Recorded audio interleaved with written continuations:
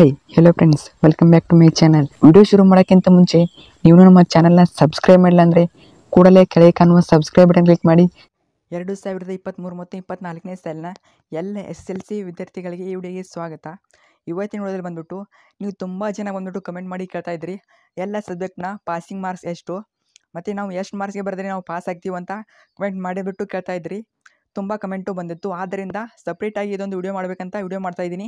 ಆದ್ದರಿಂದ ಪ್ರತಿಯೊಬ್ಬ ವಿದ್ಯಾರ್ಥಿನೂ ವಿಡಿಯೋನ ಸ್ಟಾರ್ಟಿಂದ ಎಂಡ್ವರೆಗೆ ನೋಡಿ, ಯಾಕಂದರೆ ಪ್ರತಿಯೊಂದು ಪಾಯಿಂಟು ಇಂಪಾರ್ಟೆಂಟು. ಯಾಕಂದರೆ ನಿಮಗೆ ಯಾವ ಸಬ್ಜೆಕ್ಟ್ನಲ್ಲಿ ಎಷ್ಟು ಬಿದ್ದರೆ ಪಾಸಿಂಗ್ ಅಂತ ಅರ್ಥ ಆಗಬೇಕಂದ್ರೆ ವಿಡಿಯೋನ ಸ್ಟಾರ್ಟಿಂದ ಕೊನೆಯವರೆಗೂ ನೋಡಿ. ಮತ್ತು ಈಗ ನಾನು ರಿಸಲ್ಟ್ ಯಾವಾಗ ಬರ್ಬೋದು ಅಂತ ವಿಡಿಯೋ ಆದರೆ ಅಪ್ಲೋಡ್ ಮಾಡಿದ್ದೀನಿ. ಆದರೆ ನಿಮ್ಮ ಶಿಕ್ಷಣ ಸಚಿವರು ಒಂದು ಡೇಟನ್ನು ಅನೌನ್ಸ್ ಆದರೆ ಮಾಡಿದ್ದಾರೆ. ಆ ವಿಡಿಯೋ ಚಾನಲ್ ಇರ್ತದೆ, ಹೋಗಿ ಚೆಕ್ ಮಾಡಿ. ನಿಮ್ಮ ಪರೀಕ್ಷೆ ಬಂದ್ಬಿಟ್ಟು ಏಪ್ರಿಲ್ 6ಕ್ಕೆ ಆದರೆ ಮುಕ್ತಾಯಗೊಂಡಿದೆ. ಎಲ್ಲರೂ ಕೂಡ ಪರೀಕ್ಷೆನ ಚೆನ್ನಾಗಿ ಬರೆದಿದೆ ಅಂತ ನಾನು ಅಂದ್ಕೊಂಡಿದ್ದೀನಿ. ನೀವು ಎಷ್ಟು ಸ್ಕೋರ್ ಮಾಡ್ಬೋದು ಅಂತ ತಪ್ಪದೇ ಕಮೆಂಟ್ ಮಾಡಿ ತಿಳಿಸಿ. ಮತ್ತು ಕೆಲವೊಂದಿಷ್ಟು ಡೌಟ್ ಆದರೆ ತಮಗೆ ಅವನು ಕೂಡ ಕಮೆಂಟ್ ಮಾಡಿ ತಿಳಿಸಿ. ನೆಕ್ಸ್ಟ್ ಅದ್ರ ಬಗ್ಗೆ ಆದರೆ ವಿಡಿಯೋ ಬರ್ತದೆ. ನೀವು ಎಷ್ಟು ಜನ ಹೆಚ್ಚು ಕಮೆಂಟ್ ಮಾಡ್ತೀರಾ ಅಷ್ಟು ನಮಗೆ ಪ್ರೋತ್ಸಾಹ ಸಿಗ್ತದೆ. ಅಂದರೆ ಯಾವ ರೀತಿ ಸ್ಟೂಡೆಂಟಿಗೆ ಡೌಟ್ ಆದರೆ ಇವೆ ಅಂತ ಅರ್ಥ ಆದರೆ ಆಗ್ತದೆ. ಆದ್ದರಿಂದ ತಪ್ಪದೇ ಆದರೆ ಕಮೆಂಟ್ ಮಾಡಿ. ನೋಡಿ, ಈಗ 2023 ಮತ್ತು 24ನೇ ಸಾಲಿಗೆ ತುಂಬ ವ್ಯತ್ಯಾಸ ಇದೆ. 2023ರಲ್ಲಿ ಯಾವ ರೀತಿ ಮಾಡಿದ್ದಾರೆ ಅಂದರೆ ನಿಮಗೆ 24 ಅಂಕ ಬಿದ್ದರೆ ಪಾಸ್ ಅಂತ ಮಾಡಿದರು. ಆದರೆ 2024ನೇ ಸಾಲಿನಲ್ಲಿ ನಿಮ್ಮ ಎಕ್ಸಾಮ್ ಬರೆದಿರೋದ್ರಿಂದ ನಿಮ್ಮ ಪ್ಯಾಟರ್ನ್ ಪೂರ್ತಿಯಾದರೆ ಚೇಂಜ್ ಆಗಿದೆ.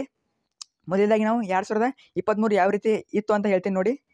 2023ರಲ್ಲಿ 3 ಸಬ್ಜೆಕ್ಟು ಬರೆದ್ರಿ ಮತ್ತು 3 ಸಬ್ಜೆಕ್ಟ್ನು ಪಾಸ್ ಮಾಡಿರ್ತಾರೆ. ಅಂದರೆ ಪಾಸಿಂಗ್ ಮಾರ್ಕ್ಸ್ ನಿಯರ್ ಏನಾದರೂ ಇದ್ದರೆ, ಅಂದರೆ ಈಗ ಪಾಸಿಂಗ್ ಮಾರ್ಕ್ಸ್ 24 ಇತ್ತು, ಅವಾಗ 21 ಇದ್ದರೆ ಖಂಡಿತ ಅವ್ರಿಗೆ 24 ಹಾಗೆ ಪಾಸ್ ಮಾಡ್ತಿದ್ರು 3 ಸಬ್ಜೆಕ್ಟ್ನ. ಆದರೆ 2024ಅಲ್ಲಿ ಇದು ಯಾವ ರೀತಿ ಎಲ್ಲ ಪ್ಯಾಟರ್ನ್ ಆದರೆ ಚೇಂಜ್ ಮಾಡಿದ್ದಾರೆ. ಅಂದರೆ ನಿಮಗೆ ಯಾವ ರೀತಿ ಮಾಡಿದ್ದಾರೆ ಅಂದರೆ, ಈಗ ನಾನು ಸಬ್ಜೆಕ್ಟ್ ವೈಡು ಯಾವೆಲ್ಲ ಪಾಸಿಂಗ್ ಮಾರ್ಕ್ಸ್ ಇವೆ ಅಂತ ಹೇಳ್ತಾ ಹೋಗ್ತೀನಿ ನೋಡಿ. ಫಸ್ಟಿಗೆ ಬಂದುಬಿಟ್ಟು ನಿಮ್ಮ ಫಸ್ಟ್ ಲ್ಯಾಂಗ್ವೇಜ್ ಕನ್ನಡ, ಇದಕ್ಕೆ 100 ಅಂಕಗಳಿಗಾದರೆ ಎಕ್ಸಾಮ್ ಆದರೆ ಇರ್ತದೆ. ಇದಕ್ಕೆ ಬಂದುಬಿಟ್ಟು ಕನಿಷ್ಠ 35 ಅಂಕ ತಗೊಂಡ್ರೆ ನೀವು ಪಾಸ್ ಆಗ್ತೀರಾ. 100 ಅಂಕಕ್ಕೆ ಕನ್ನಡ ಲ್ಯಾಂಗ್ವೇಜು 35 ಅಂಕ ಖಂಡಿತ ತೆಗೆದುಕೊಳ್ಬೇಕು. ನೀವು 35 ಅಂಕ ತೆಗೆದರೂ ಕೂಡ ಪಾಸ್ ಆಗ್ತೀರಾ. 35ಕ್ಕಿಂತ ಹೆಚ್ಚು ತೆಗೆದರೂ ಪಾಸ್ ಆಗ್ತೀರಾ. ಕನಿಷ್ಠ ಪಕ್ಷ 35 ತೆಗೆದುಕೊಳ್ಬೇಕು. ನೀವು 34 ತೆಗೆದುಕೊಂಡ್ರೂ ಫೇಲ್ ಆಗ್ತೀರಾ. ಸೊ ಖಂಡಿತ 35ಕ್ಕಿಂತ ಮೇಲೆ ನಿಮ್ಮ ರಿಸಲ್ಟ್ ಆದರೆ ಬಂದಿರಬೇಕು. ಇನ್ನು ಉಳಿದ ಲ್ಯಾಂಗ್ವೇಜ್ ಇವೆಲ್ಲ, ಸೊ 80 ಅಂಕಗಳಿಗೆ ಅವುಗಳಿಗೆ ಈ ವರ್ಷ 28 ಮಾರ್ಕ್ಸ್ನ ತೆಗೆದುಕೊಂಡ್ರೆ ನೀವು ಪಾಸ್ ಆಗ್ತೀರಾ. ಖಂಡಿತ ನೀವು ಈ ಸಲ 24 ಮಾರ್ಕ್ಸ್ ತೆಗೆದ್ರೆ ಪಾಸ್ ಆಗಲ್ಲ, 28 ಬಿದ್ದರೆ ಮಾತ್ರ ಪಾಸು. 80 ಅಂಕಗಳಿಗೆ 28 ಅಂಕ ಕನಿಷ್ಠ ಆದರೆ ಬೀಳಬೇಕು.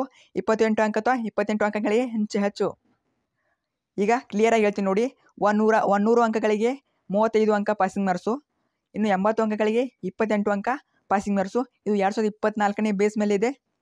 ಎಷ್ಟು ಜನ ಎಷ್ಟು ಮಾರ್ಕ್ಸಿಗೆ ಬರೆದಿರ ಅಂತ ತಪ್ಪದೇ ಕಮೆಂಟ್ ಮಾಡಿ. ಯಾರು ಕೂಡ ಭಯ ಪಡೋಕೆ ಹೋಗಬೇಡಿ. ಆದಷ್ಟು ಎಲ್ಲರನ್ನು ಪಾಸ್ ಮಾಡೋಕೆ ಆದರೆ ಪ್ರಯತ್ನ ಆದರೆ ಮಾಡ್ತಿದ್ದಾರೆ. ಯಾಕಂದರೆ ನೀವು ಸ್ವಲ್ಪ ಪಾಸಿಂಗ್ ನಿಯರಲ್ಲಿದ್ದರೂ ಕೂಡ ನಿಮಗೆ 1-2 ಮಾರ್ಕ್ಸ್ ಹಾಕಿ ಲಾಂಗ್ ಕ್ವೆಶನಲ್ಲಿ ಪಾಸ್ ಆದರೆ ಮಾಡ್ತಾರೆ. ಯಾರು ಕೂಡ ಟೆನ್ಷನ್ ಮಾಡ್ಕೋಕೆ ಹೋಗಬೇಡಿ. ನಿಮ್ಮ ಸ್ನೇಹಿತರಿಗೆ ಶೇರ್ ಮಾಡಿ. ಮತ್ತು ಡೌಟ್ ಇದ್ದರೆ ತಪ್ಪದೇ ಕಮೆಂಟ್ ಮಾಡಿ. Thanks for watching.